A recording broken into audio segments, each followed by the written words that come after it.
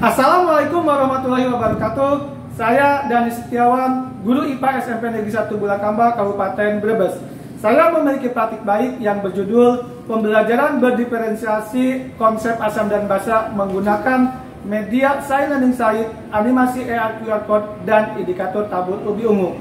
Praktik baik ini memberikan pengalaman belajar dengan sumber belajar yang bervariasi sehingga siswa dapat belajar sesuai dengan kebutuhannya. Dalam melakukan praktik baik ini, saya telah berkonsultasi dengan pimpinan, Bapak Kepala Sekolah, Bapak Ali Murtopo. Saya juga berkonsultasi dengan rekan sejawat sesama guru IPA, dengan Bapak Faizal, guru yang berpengalaman dalam membuat media pembelajaran berbasis Android. Nah, bagaimanakah implementasinya di kelas? Mari kita simak tayangan video berikut. Pagi semuanya. Pagi, siang, sore, malam. Lagi tentang semangat luar biasa.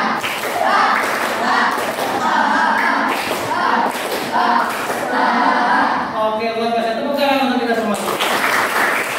Hari ini semua hadir ya.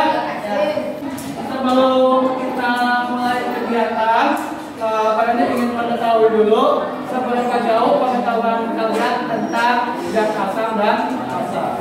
Sekarang yang bawa ponsel boleh ikuti menggunakan koresponden. Ekstra kopi ungu akan berwarna hijau pada lautan kapur sini, benar atau salah? Jawab yang benar. Kita cek. 1, 2, 3, 4, 5, 6, 7, 8, 9, 10. Tanya 10. Oke, baik. Pak Dani bawa jeruk lemon. Sekarang coba yang sudah dapat potongan jeruk dari Pak Dani, rasanya gimana? Coba diuji. Kenapa jeruk yang kalian cicipi terasa kecut? Karena bersifat asam. Kenapa jeruk lemon terasa kecut atau asam? Memang betul seperti yang disampaikan oleh Ibu. Memang jeruk ini bersifat asam. Zat itu selain bersifat asam, ada juga yang bersifat basa. Selain basa, kalau tidak keduanya tidak asam dan basa, maka bersifat netral. Kemudian bagaimana cirinya yang bersifat asam atau basa? Kali ini kita akan mempelajari mengenai bagaimana mengidentifikasi asam dan basa, termasuk mendeskripsikan ciri-ciri asam dan basa. Kali ini kita akan menggunakan ubi ungu. Caranya kita perhatikan ke depan.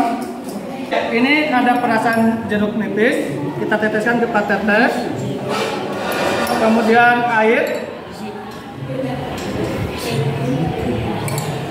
Kemudian ini ada larutan NaOH. Setelah ini kita akan taburi dengan indikator tabur dari ubi ungu. Nah, setelah ditaburi, kita amati perubahan warnanya. Oke. Oke, sini Mas Kiko. Jeruk nipis warnanya jadi apa? Merah. Yang air? Ungu. Yang NaOH? Kuning. Kuning, kehijauan. Oke, baik.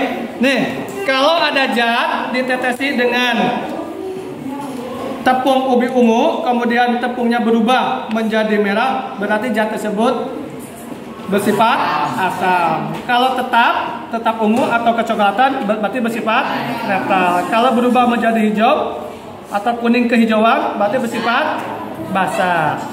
Nah, nanti kalian silakan identifikasi bahan-bahan yang sudah dipersiapkan, yang sudah dibawa. Silakan uji menggunakan indikator tabur ubi ungu. Baik, sambil menyiapkan bahan, Pak Dani berikan pertanyaan yang akan kita cari jawabannya melalui kegiatan hari ini. Yang pertama, apa saja ciri asam dan basa? Yang kedua, bahan apa saja yang termasuk zat asam, basa, ataupun netral? Untuk menemukan jawaban pertanyaan pertama, kalian dapat mengakses aplikasi kelas asam basa yang sudah kalian install, atau kalian dapat mengakses learning site kelas IPA asam basa melalui tautan yang sudah pada dibagikan. Pada learning site ini, kalian dapat memperoleh informasi mengenai materi, petunjuk percobaan, dan penilaian. Nah, pada menu materi, kalian akan memperoleh informasi mengenai zat asam. informasi zat basa, reaksi asam dan basa, dan indikator asam dan basa. Kalian juga dapat belajar melalui animasi augmented reality AR/QR yang sudah pada dibagikan. Pada animasi ini, kalian bisa belajar bagaimana zat asam ketika dilarutkan di dalam air, kemudian bagaimana zat basa ketika dilarutkan di dalam air, dan reaksi antara zat asam dan basa. Silakan scan AR/QR tersebut.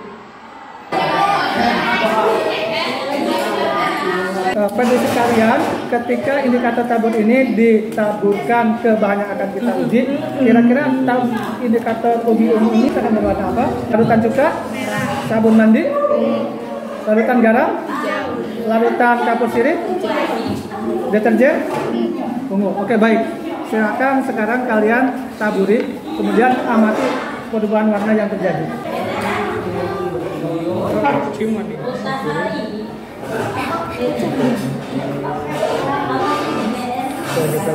Oke, indikator ubi ungu setelah ditaburkan soda kue, vitamin C, merah, antasida, hijau, cuka, merah, sabun mandi, hijau, garam, ungu, kapur sirih, ungu berubah menjadi hijau, deterjen. hijau.